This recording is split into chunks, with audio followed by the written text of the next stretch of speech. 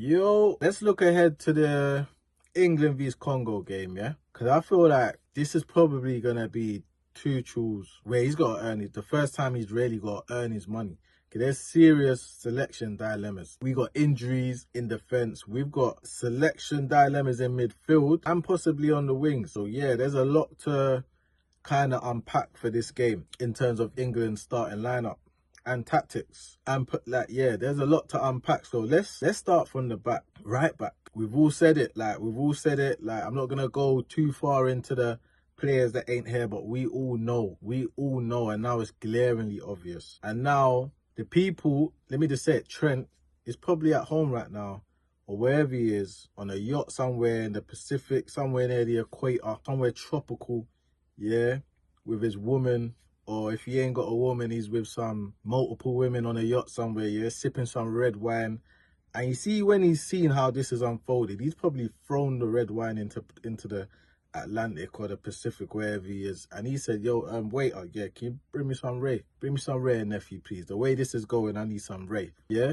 Because Tuchel saying, we couldn't have seen this coming. Okay, we couldn't have seen the two most injury-prone right-backs in English football right now, because everyone's saying Reece James, yeah, you know what I mean, injury prone. People are forgetting Livramento, injury prone. What are we talking about? Livramento is injury prone and coming off the back of not even an up and down, a poor season for Newcastle. So yeah, Livramento out of the squad. James has got a hamstring injury. They're talking about accelerated rehabilitation. It's a hammy. And it's not his first hammy. He's had multiple hamstring injuries. Listen, forget about it. To make it worse, you called up a centre-back when Livramento got injured. So, yeah, now we got forced to play DR Congo there, who people forget he's played one game for Liverpool there at right-back. He plays on the right of a free in Germany, but for Liverpool, he played one game at right-back. But, yeah, anyway, yeah, so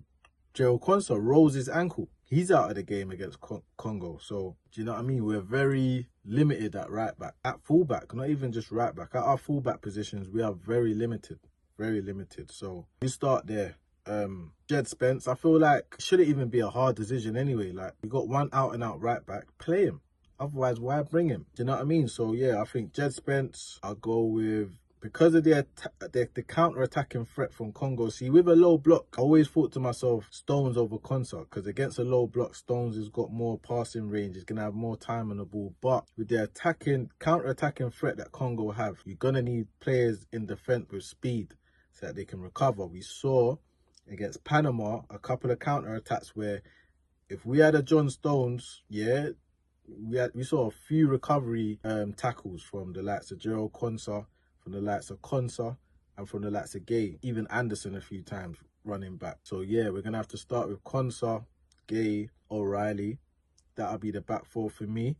For me, I would continue with a single pivot of Anderson, and then I would keep Jude in that 8 position, the floating left 8. Yeah, so the number 8 on the left-hand side is exactly the same as the Panama game. And I'll bring Declan Rice to do the same job, but on the right side. So we'll have Anderson in a single pivot, Jude Bellingham on the left side, left-sided 8, yeah? Rice as a right-sided 8, yeah? Right wing, I'll have Saka. Left wing, I'll have Rashford. Up front, I'll have Harry Kane. The same dynamics will be on the left-hand side, where we saw beautiful link-up play between O'Reilly, Rashford, Bellingham. On the right-hand side now, you have a Jed Spence who can go on the outside of Saka when he comes inside. We now have 2 club mates in Declan Rice and Saka who can link up, forming those triangles on the right side alongside Jed Spence. Declan Rice also has the ability to go on the overlap of Saka when he cuts in to either provide a decoy or to receive the ball and swing crosses in, which Declan Rice is very good at and has the legs to do. So yeah, I feel that's the way forward. I don't think a double pivot is needed, okay? Especially when we're attacking. I don't think a double pivot is needed. I do not want Declan Rice getting involved in the build-up play.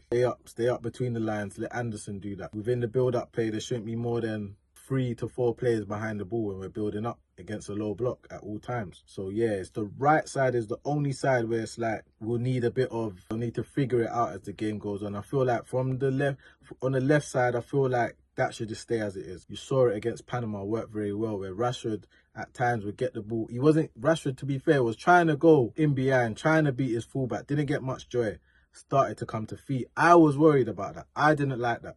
I don't like it when Rashford doesn't get the better of his fullback and all of a sudden tries to become this playmaking left winger like he's Ronaldinho or something. So I was screaming at the TV, but it worked because the space he left, Jude Bellingham was making runs into. And then O'Reilly was forming the decoy while Jude ran in behind, and Rashford has the ability, unlike Gordon, clip that ball over the back four. So it actually worked out. So yeah, that left side should just stay like that, stay locked in. And let's hope the right side with Spence, Saka and Rice can gel.